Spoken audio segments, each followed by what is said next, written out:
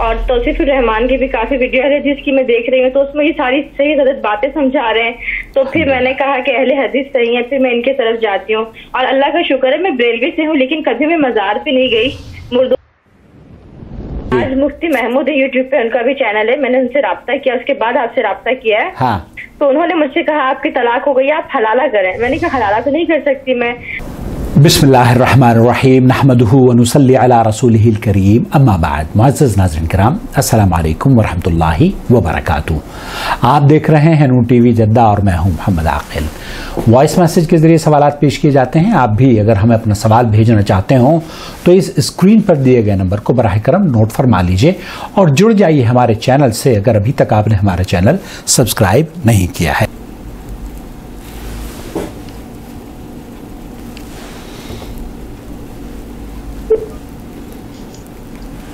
Hello, अस्सलाम वालेकुम।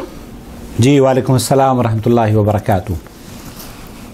Sir मेरा नाम आमना है, मैं कराची पाकिस्तान से हूँ। आमना साहिबा कराची पाकिस्तान से, जी जी फरमाइए। जी मैंने आपकी यानी वीडियो देखी थी ना यूट्यूब पे, वहीं से आपका नंबर लिया जी। और मेरा जो मसलक है ना वो बरेलवी है। आपका मेरे हस्बैंड है, उनका भी मसलक जो है बरेलवी है। आपका मसलक बरेलवी है, आपके शौहर का मसलक भी बरेलवी है। वो लोग जो दरगाहों पर जाकर चादरें चढ़ाते हैं। बिल्कुल बिल्कुल बिल्कुल। अल्लाह आपको हिदायत दे। बहरहाल जी फरमाइए। जी तो आमीन कहिए, आमीन तो कह दीजिए, आमीन कह दीजिए। अल्लाह ताला आपको हिदायत दे। बेशक बेशक।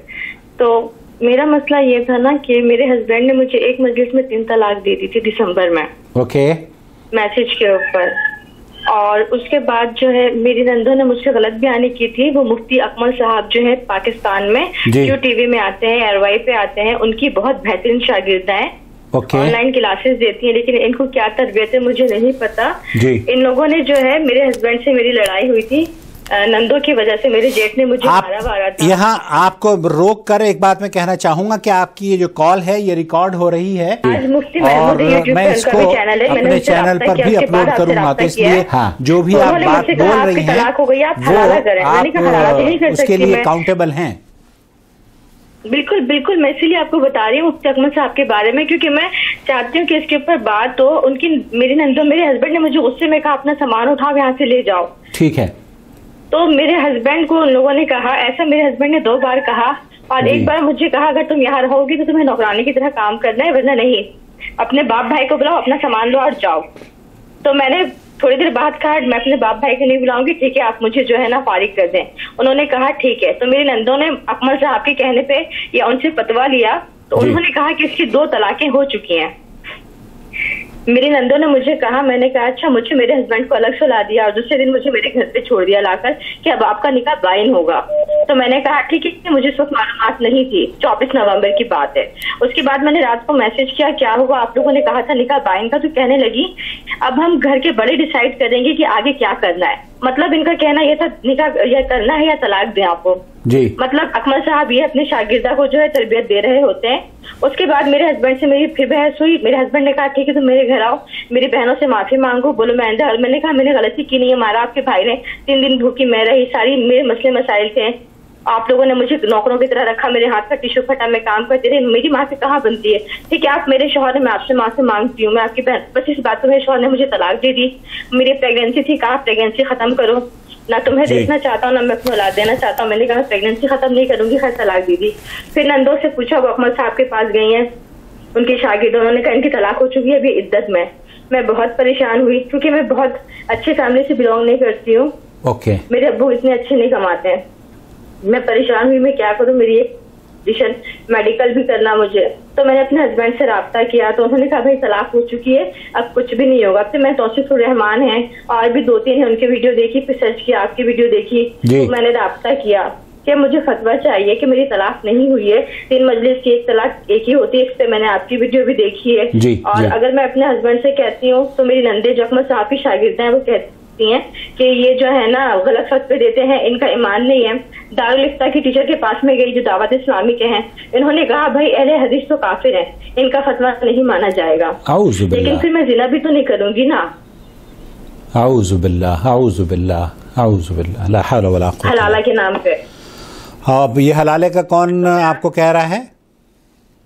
मुफ्ती अकमल साहब की तरफ से भी यही बात आई है कि हलाला करनी है, और यहाँ दारुल इफ्ता वालों के पास में गई हूँ, वो भी मुझे कह रहे हैं कि आपको हलाला करना है।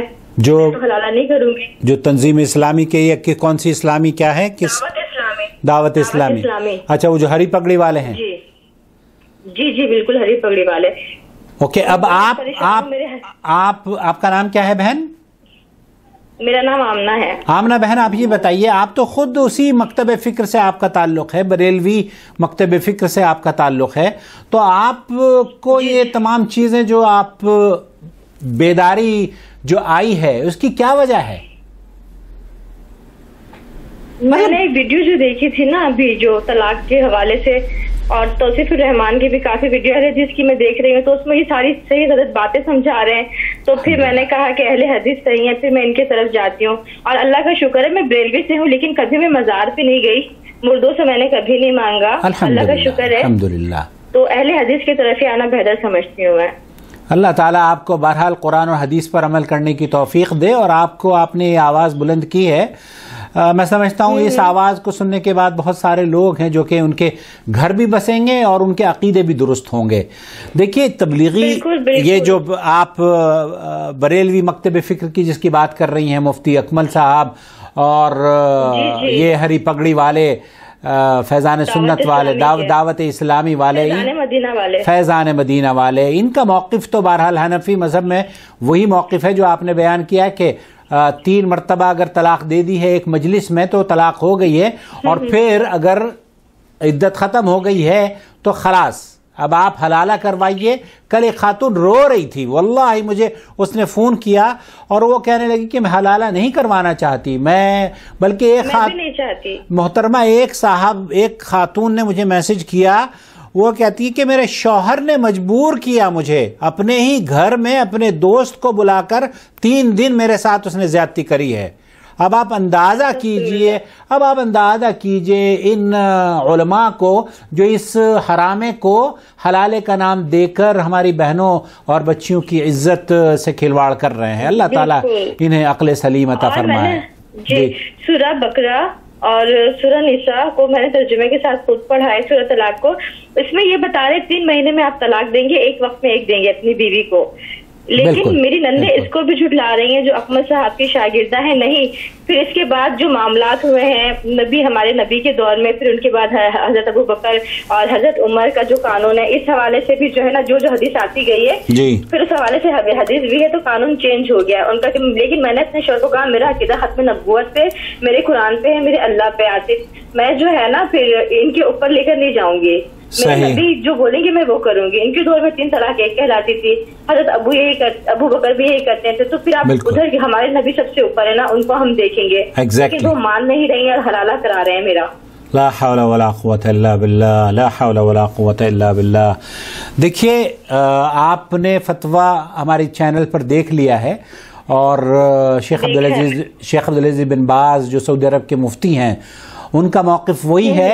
वो ये कहते हैं कि अल्लाह के रसूल सल्लल्लाहु अलैहि वसल्लम के दौर में जो सही बुखारी की रिवायत है कि 3 तलाक़ों को एक ही गर्दाना जाता था, और अबू बकर के दौर में भी जैसे आपने फरमाया, हज़रत उमर के दौर में भी। तो हमारे लिए ये जो खैरुल कुरून का दौर है, इसके उस तरफ लौटना, उसी में घर बसाने की आफियत है। तो हमारे यहाँ खास तौर पर हिंदुस्तान में, मेरा ताल्लुक हिंदुस्तान से है, हिंदुस्तान में तो बहुत ज़्यादा, अब पता है मोदी गवर्नमेंट ने मुसलमानों के सरों पर डंडे मारने शुरू कर दिए हैं ऐसे मर्दों को जो तलाक देते हैं, एक ही वक्त में 3 तलाक दे देते हैं।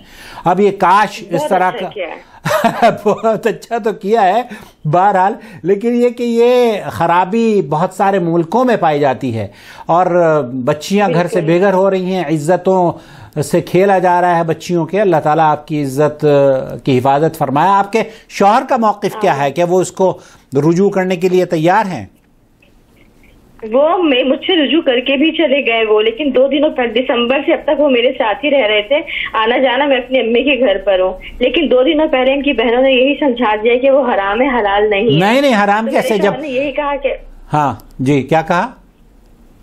यही कहा कि देखो अब तुम्हारी इद्दत है, अब डिलीवरी जब हो जाएगी उसके बाद फिर जो है ना हलाला, और फिर उसके बाद फिर हम निकाह करेंगे। नहीं तो 2 दिनों से बहुत ज्यादा नहीं, परेशान होने की बात नहीं है। ये मैं चैनल पर अपने अपलोड कर दूंगा, अगर उनकी समझ में आ जाए या तो वो फतवा भी आप उनके साथ शेयर कर दें। आपको जो उन्होंने तलाक दी है, एक चीज और मैं अर्ज करूंगा, आपने हमारी सारी वीडियोस देखी हैं तलाक के मौजू पर? देखिए, काफी सारी वीडियोस देखी है मैंने आपकी। ओके, तलाक के मौजू पर जो बहुत अहम चीज है वो 2 पॉइंट और हैं जो कि आपको मैं बताना चाहता हूं, शायद उसमें भी आपके लिए आफियत हो। एक तो ये कि अगर औरत हैज से होती है और शौहर उसका तलाक देता है हैज के दिनों में, तो वो तलाक काउंट नहीं होती। एक तो बुनियादी चीज ये एक समझ लीजिए। दूसरी चीज ये है कि अगर इद्दत में अगर शौहर ने बीवी से हमबिस्तरी करी है और फिर वो तलाक देता है, तब भी वो तलाक काउंट नहीं होती, क्योंकि उसे पाकी की हालत में तलाक देनी चाहिए थी। तो अगर ऐसी सूरत आपके साथ हुई है तो वो बुनियादी चीज तलाक ही वाकई नहीं हुई है, इल्ला ये कि आपको इद्दत और हरामे और हलाले से गुजारा जाए। हाँ, नहीं एक्चुअली जब मुझे तलाक दी मैं अपनी अम्मी के घर पर थी, उस वक्त अम्मी के घर पर थी, मैसेज पे दी थी, और मेरी प्रेगनेंसी है। हाँ, तो प्रेगनेंसी के दौरान आपको उन्होंने तलाक दी है और उसकी जो इद्दत है वो कितने माह की प्रेगनेंसी है आपकी? 6 मंथ। और ये तलाक देने से पहले शुरू हो चुकी थी? जी बिल्कुल, 3rd मंथ था उस वक्त। ओके, तो अब वो जो वजह हमल है वो आपकी इद्दत बकौल इस तलाक के, लेकिन चूंकि अभी 3 महीने आपके बाकी हैं इस तलाक के, तो उन्होंने जो तलाक दी है वो 3 तलाक़ें एक मजलिस में, एक ही तलाक हुई है, 3 नहीं हुई हैं, इसलिए वो रुजू कर सकते हैं। और वो रुजू कर लिया उन्होंने, रुजू कर नहीं सकते बल्कि वो आपके साथ रह कर गए हैं और आपके साथ मिलकर गए हैं, खलास वो रुजू है। वो ये बच्चों गुड्डा गुड्डी का खेल थोड़ा ही है कि आप जब चाहें किसी की इज्जत से आके खेल लें और जब चाहें आप कह दें कि नहीं जनाब अब मैं हलाला करवाऊंगा। नहीं, ऐसा नहीं होता। आप अपनी, अगर आपकी बच्ची होगी तो आप उसके साथ क्या करेंगे? ये भी तो किसी की बच्ची है। बिल्कुल बिल्कुल। अब मेरी नंदे जो गाइड कर रही हैं मुफ्ती अकमल साहब की शागिर्दा, अब वही जो है फिर मुझे कह रहे हैं कि आमना ये हमने हराम कर दिया है, ये नाजायज हो गया। मैंने कहा ऐसा नहीं है, कुरान को नहीं, नाजायज नहीं है, नाजायज नहीं है, ये नाजायज नहीं है। नाजायज अगर है तो उसको फिर सजा मिलनी चाहिए ना शौहर को, जो नाजायज होने के बावजूद जब उसको पता था तो वो क्यों आया आपके पास? बिल्कुल यही बात है, क्योंकि मेरे अब्बू से बात हुई, मेरे अब्बू जो है ना, हाँ, तो अब मेरे अब्बू अहले हदीस के मसलक में आ गए। अल्हम्दुलिल्लाह, तो अब्बू ने भी अपने हिसाब से उनके समझाया। हाँ, तो आपके शौहर देखिए, आपके शौहर देखिए बहन, आपके शौहर ने जो काम किया है वो सलीम फितरत कोई भी मर्द होगा ये काम करेगा।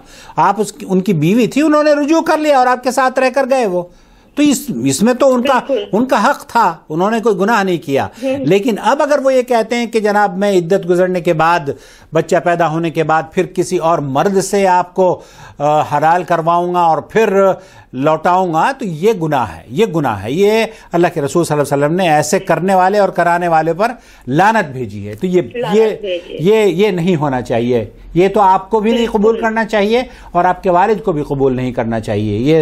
ये ज्यादती है। बिल्कुल नहीं, कबूल तो हम लोगों ने नहीं किया है। और दूसरी बात मैं आपसे ये रहनुमाई चाहती थी ना कि मुझे अगर सऊदी से फतवा मंगवाना हो तो मैं क्या करूँ? सऊदी अरब से फतवा लिख कर यहाँ से देने के लिए जो लजनतुल दायमा है, फतवा कमेटी, वो रियाज में है, मुफ्ती साहब रियाज में होते हैं।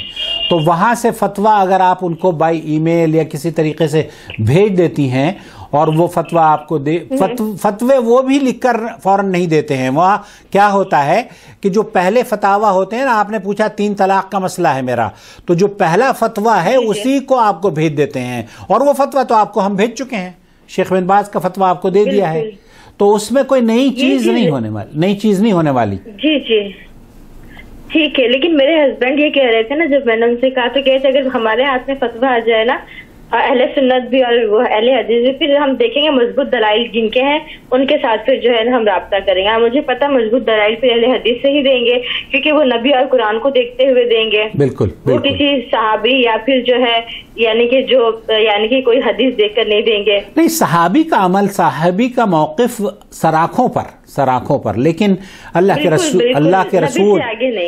रसूल सल्लल्लाहु अलैहि वसल्लम का जो मौक़िफ़ है वो सब पर मुक़द्दम है, सब पर भारी है।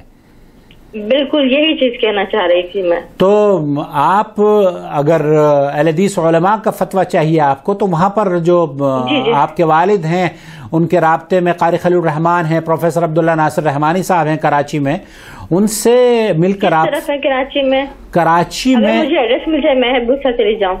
हाँ, मैं आपको उनका नंबर दे दूंगा, मैं उनका नंबर आपको दे दूंगा। बिल्कुल तो आप कारी साहब से मिल लीजिए या प्रोफेसर अब्दुल्ला नासिर रहमानी से मिल लीजिए, या आपके जो वालिद हैं ये किस मस्जिद में जाते हैं नमाज पढ़ने के लिए? आपके करीब में कोई मस्जिद नहीं है अहले हदीसों की? जी बिल्कुल नहीं, यहाँ करीब में नहीं, यहाँ एक मोहम्मदी मस्जिद है, यहाँ जाते हैं, लेकिन ये फतवा नहीं दे रहे हैं। ठीक है, मैं आपको उनका नंबर दे दूंगा, वहाँ पर आप चली जाइए। बल्कि ये जो कॉल आप कर रही हैं, इस कॉल की कीमत ये होगी कि आप अहले हदीस मस्जिद में जाकर वहाँ पर चंदा भी देकर आइएगा, जब आपका घर बस जाएगा तब। इंशाल्लाह। तो आपका घर बस जाए, आप आने वाला बच्चा अपने माँ बाप की छत्र छाया में पले, यही हमारी ख्वाहिश है, यही हमारी दुआ है।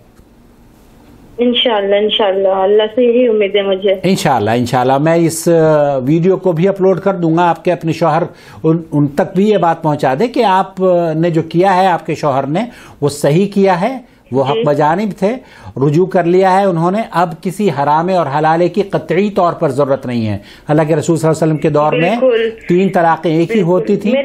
जी बिल्कुल, मेरे हस्बैंड इस बात से डर रहे हैं जो अकमल साहब की शागिर्दों ने कहा है कि ना ये फिर गुनाह है और फिर मरने के बाद अजाब है। मेरे हस्बैंड यहाँ से डर गए कि गुनाह कबीरा में शामिल है। और अल्लाह के रसूल सल्लल्लाहु अलैहि वसल्लम ने जो लानत भेजी है उन हलाला करने और करवाने वालों पर, वो उससे डर नहीं लग रहा आपके शौहर को? नहीं, वो जायज है क्योंकि उनके मसलक के ना, लेकिन वो खुद से नहीं देख रहे क्या सही है क्या गलत है। आपको मैं बताऊं, हनफी मजहब में भी ये जो लिमिटेड पीरियड के लिए हरामा होता है ना, ये हराम है, ये वो भी इजाजत नहीं देते। मुफ्ती अकरम भी कहे तौबा करेंगे, हालांकि मौलवी साहब का मर्तबा कराची में बहुत से लोगों ने किया है, जैसे हमारे पास 3 दिन लोगों ने किया। हाँ, 2-3 दिन आज की बात बता रही हूँ। आज मुफ्ती महमूद है, यूट्यूब पे उनका भी चैनल है, मैंने उनसे राब्ता किया, उसके बाद आपसे राब्ता किया है। हाँ। तो उन्होंने मुझसे कहा आपकी तलाक हो गई, आप हलाला करें। मैंने कहा हलाला तो नहीं कर सकती मैं, अब ये भी तो मसला है, वो बंदा छोड़े ना छोड़े। तो कह रहे नहीं, आप उनसे इस शर्त पे करें कि वो जो है ना, यानी कि रिलेशन हो और हमारी तलाक हो जाए, यानी कि बुनियाद पे आप उनके साथ निकाह करें। मैंने कहा ये तो आपने बहुत गलत बात कर दी, ऐसा तो नहीं हो सकता, हलाले के अलावा कोई दूसरा हल है तो मुझे बताएं। कहने लगे इसके अलावा कोई हल नहीं है। मैंने कहा चले ठीक है, अल्लाह हाफिज। तो ये कौन साहब हैं, कौन से मुफ्ती हैं ये? मुफ्ती महमूद, इनका भी चैनल है यूट्यूब पे। मुफ्ती मैं तो मुफ्ती नहीं हूँ, मैं ऐसे ही मुफ्तियों के फतवे नकल करता हूँ आप लोगों के लिए, ताकि हमारी बहनों की इज्जत बच सके। हाँ, देखती हूँ मैं वीडियोस आपकी। अल्हम्दुलिल्लाह। हमारे चैनल को सब्सक्राइब किया है आपने? बिल्कुल किया हुआ मैंने। ओके। जिद्दा टीवी। जिद्दा टीवी को आपने सब्सक्राइब किया हुआ, अल्हम्दुलिल्लाह। देखिए बहन, आपकी तलाक एक हुई है और वो तलाक उन्होंने रुजू कर ली है, अब किसी हरामे और हलाले की जरूरत नहीं है, जो आपने बताया है, आपकी रिकॉर्डिंग भी मौजूद है। तो आप अगर तहरीरी तौर पर फतवा चाहती हैं तो वहाँ किसी भी अहले हदीस आलिम से जाकर, मैं आपको नंबर दे देता हूँ कारी खलील रहमान जावेद साहब का, उनसे आप राब्ता कर लीजिएगा। आप मुझे दे देना तो ठीक है, मेहरबानी, क्योंकि मैंने यहाँ बहुत कोशिश की, मुझे नहीं मिल रहा। मैं किसी की रेफरेंस से जाऊंगी तो मुझे मिल जाएगा इंशाल्लाह ताला मिल जाएगा। और आपने बयान किया है कि आपको आपके शौहर ने एक मजलिस में 3 तलाक़ें दी हैं ना, और फिर उसके बाद मैसेज पर, और आप हमल से थी? बिल्कुल। और वो हमल अभी 3 महीने बाकी हैं उसमें? जी बिल्कुल, 3 महीने बाकी। हाँ, तो खलास, वो तो एक ही तलाक हुई है, 2 तलाक कैसे हो गई वो? नहीं, वो जो सामान उठाने वाली बात की थी ना, उठाओ अपने बाप भाई को बुलाओ जाओ, तो मैंने कहा मैं अपने बाप भाई को नहीं बुलाऊंगी, आपको जो करना है फारिग करना है कर दो। उन्होंने कहा अच्छा ठीक है। तो मेरी नंदू ने कहा इस बात पे आपकी एक तलाक हो गई है। नहीं नहीं नहीं, उनके मैसेजेस मेरे पास नहीं नहीं नहीं नहीं नहीं, वो फारिग बात पे हो गई है, कहा सामान उठाओ और जाओ। नहीं नहीं, सामान ये तलाक नहीं होती, सामान उठाओ और जाओ तलाक नहीं होती। ये शौहर ने इसलिए कहा था कि तलाक दे रहा है वो? नहीं, उन्होंने मुझसे कहा, मैंने कहा आपने ऐसे अल्फाज क्यों बोले? उन्होंने कहा मैंने तुम्हें डराने के लिए ऐसा बोला था। हाँ, तो ये डराने धमकाने के शौहरों के तरीके होते हैं बीवियों को। आप भी अपने शौहर की इज्जत करें, उनसे लड़ा ना करें और उनका ख्याल रखें। नहीं, मैं लड़ाई नहीं कर रही थी, एक्चुअली उनके घर वालों ने मुझे मारा था। मेरे हस्बैंड ने एक अल्फाज नहीं बोला मुझे। अल्लाह ताला अल्लाह उन्हें हिम्मत दे। मेरे हाथ का टिश्यू फट गया था, जिससे मैं काम दिन रात करती रहती थी, 4 बहनें को करती। मैंने सिर्फ इतना कहा कि आप इनको बोल दे मेरे साथ मिलकर थोड़ी सी हेल्प करवा यार, ये तो ज्यादती है ना औरतों पे। थोड़ी बस इस बात पे इन्होंने मुझे धमकी दे दी। नहीं, ये तो ज्यादती है, ये तो शौहर की भी ज्यादती है, ये तो बिल्कुल। जब मैं अपने घर आती थी 2-2 दिन का खाना बना कर आती थी, यहाँ से जाती थी वहाँ जाकर फिर बनाती थी, मुझे मेरे घर आने नहीं देते थे। और माशाल्लाह मेरे 4 नंदे हैं और चारों मुझसे उम्र में बड़ी हैं। फिर भी बहरहाल वो बड़ी हैं या छोटी हैं इससे कतई नजर, लेकिन आप भी किसी बाप की बच्ची हैं और आपका भी हक है। ऐसा तो नहीं है कि आप वहाँ नौकरानी बनकर गई हैं उनकी खिदमत करने के लिए। बिल्कुल, मुझे बहुत तकलीफ भी होती थी, लेकिन मैं कहती थी नहीं घर बस आना है। फिर धोखे से मुझे मेरे घर पे छोड़ा लाकर के आपका निकाह बाइन होगा। सामान वाली बात से 2 तलाकें हो चुकी हैं। नहीं और मेरे घर पे छोड़ दिया मुझे। नहीं, ये तो क्या मुझे काम सर्वाइव नहीं कर सकते। नहीं, ये तलाक ही नहीं हुई है। जब आपके शौहर कह रहे हैं मैंने धमकाने के लिए डराने के लिए आपको कहा था, ये तलाक भी नहीं हुई है। एक तलाक हुई है जो कि उन्होंने 3 तलाक का लफ्ज इस्तेमाल किया है मैसेज में, जो आप बता रही हैं वो एक ही तलाक है। 3 तलाक नहीं है, वो एक ही तलाक है। तो अभी आप उनकी बीवी हैं, अपने शौहर को फ़ोन करके बता दें कि मेरी मोहम्मद आकिल साहब से बात हुई है और उन्होंने कहा है कि वो रुजू कर लिया है उन्होंने और अपनी ज़िंदगी को नॉर्मल रखें। हाँ, रुजू कर चुके हैं और डरने की ज़रूरत नहीं है किसी भी मुफ्ती से और किसी भी तंजीम से। अल्लाह ताला ने आपको बिल्कुल हिम्मत रखें, हिम्मत से काम लें और खुशी। ये जो हाँ, ये मत करें कि फलानी नाराज हो जाएगी, फलाने नाराज हो जाएंगे। जो नाराज होता है होने दो। बिल्कुल। अब मैंने आपसे राब्ता इसलिए किया था ना कि मुझे कोई ठोस यानी कि फतवा मिल जाए जिसके आगे मुफ्ती अकमल साहब कुछ ना बोल सकें। मुफ्ती अकमल साहब देखिए, मैं एक बात बताऊं आपको आमना बहन, मुफ्ती अकमल साहब हो या कोई और भी साहब हो, जब नबी करीम सल्लल्लाहु अलैहि वसल्लम की हदीस मौजूद है उसके बावजूद वो बोल रहे हैं तो किसी फतवे की कोई अहमियत उनकी नजर में नहीं है। बिल्कुल नहीं यार, वो कहते हैं कि आगे ये सिलसिला हुआ था तो ये फतवा आया था, तो वो सिलसिला हुआ था तो वो फतवा आया था। इन फतवों पर आप फतवों पर ध्यान न दें। अल्लाह के रसूल सल्लल्लाहु अलैहि वसल्लम की हदीस के मुताबिक आपको पता है कि ये 3 तलाक़ें एक ही होती थी और आप अल्हम्दुलिल्लाह आपके शौहर ने रुजू कर लिया है, बस काफ़ी है। जी बिल्कुल। लेकिन अब जो आगे कह रहे हैं ना कि तुम्हारी इद्दत स्टार्ट हो गई है, मैं यहाँ से परेशान हूँ। नहीं, इद्दत स्टार्ट कहाँ हुई है? इद्दत तो खत्म हो गई है जब रुजू करके चला गया हो। हाँ तो बस ठीक है, क्योंकि मुझे ये कह इद्दत कैसी हो गई तुम्हारी? अब इद्दत कैसे हो गई जब वो रुजू करके चला गया, मिलकर चला गया, आपके साथ रहकर चला गया और आपको बात भी करता है आपको, और वो ये भी कह रहा है कि मुस्तकबिल में अपना लूंगा हरामा करवाने के बाद। ये गुनाह है, ये गुनाह है, ये नहीं करना चाहिए। जी। अब ये जो है साहिबा जो है अकमल साहब की जो शागिर्दा है, इन्होंने समझा दिया है तो मेरे हस्बैंड ने मुझे समझा दिया है। आप बहरहाल अगर आपके शौहर बात करना चाहें मुझसे तो बात कर सकते हैं। मैं आपकी बात करवा दूंगी अपने हस्बैंड से, वो आएंगे तो ठीक है। मुझे जी ठीक है, बेहतर है। मैं आपको पहले मैसेज कर दूंगी जिस दिन आने वाले होंगे, फिर आपकी बात करवा दूंगी। ठीक है, लेकिन आप उनको बता दें कि मैं आपकी बीवी हूँ और रुजू आपने कर लिया है, कोई इद्दत पिद्दत नहीं है। ये खामखा के झमेलों में मत पड़िए और उन लोगों को तलाक दे दें जो कि हलाले का कह रहे हैं। बिल्कुल। मैं आपको एक बात बताना चाहती हूँ कि मैं अपने हस्बैंड से कहती हूँ कि सऊदी वाले भी यही कहते हैं कि तलाक नहीं हुई है। तो मेरी नंदों के अल्फाज जो होते हैं उनके साथ ये होते हैं कि सऊदी में भी तो लोग बैठ कर गलत बातें करते हैं, वो तो खुद वहाँ बैठ कर गलत बातें कर रहे होते हैं, तो उनके फतवे को हम क्यों माने? सही बात है, उनके फतवों को देखिए, फतवे सऊदी अरब के हों या इंडिया पाकिस्तान के हों, अगर कुरान और हदीस के खिलाफ हों तो कबूल नहीं करना चाहिए। लेकिन फतवा सऊदी अरब का हो या अफ्रीका का हो या हिंदुस्तान का हो, अगर कुरान और हदीस की मुआफ़क़त में है तो उसे कबूल करना चाहिए, सर आंखों पर लेना चाहिए। ठीक है, बिल्कुल। तो ये सऊदी अरब, वहाँ पर भी तो गलत बात नहीं होती है ना, मतलब कुरान और हदीस के हवाले से ही बात होती है। देखिए इसकी कोई क्राइटेरिया नहीं है कि एक आदमी गलती नहीं कर सकता, एक आदमी गलती कर सकता है। अब ये जो बड़े बड़े उलमा हैं आपके इंडिया पाकिस्तान के, ये भी तो गलती करते हैं ना। तो हम वो लोग जो उनके फॉलोअर्स हैं, वो ये कहते हैं कि इनसे गलतियां नहीं होती, गलती सिर्फ तो यही गलत अकीदा है ना। हाँ, ये गलत अकीदा है। यही मैं आपके बताना चाह रहा हूं कि किसी भी मुल्क की तरफ या किसी खास शख्सियत की तरफ रुजू करना और ये समझ लेना कि वहां से गलतियां नहीं हो सकती, ये गलत फहमी है। गलती हर इंसान से हो सकती है, हर कमेटी से हो सकती है, लेकिन अल्लाह के रसूल सल्लल्लाहु अलैहि वसल्लम से गलती वो मासूम अनिल खता है, कभी नहीं हो सकती। हाँ, तो उनके दौर में इन 3 तलाकों को एक ही गर्दाना जाता था और उसी पर हम खलास, हमारा ईमान है, हम उसी पर खुश हैं। अब अगर कोई ये कहता है कि हम हरामा करवाएंगे, हलाला करवाएंगे, तो अल्लाह के रसूल ने उस पर लानत भेजी है, करने वाले पर भी और करवाने वाले पर भी। तो आप अपने शौहर को ये जरूर बता दें कि ये ना मैं करूंगी और ना ही मैं करने दूंगी किसी को अपने साथ ज्यादती।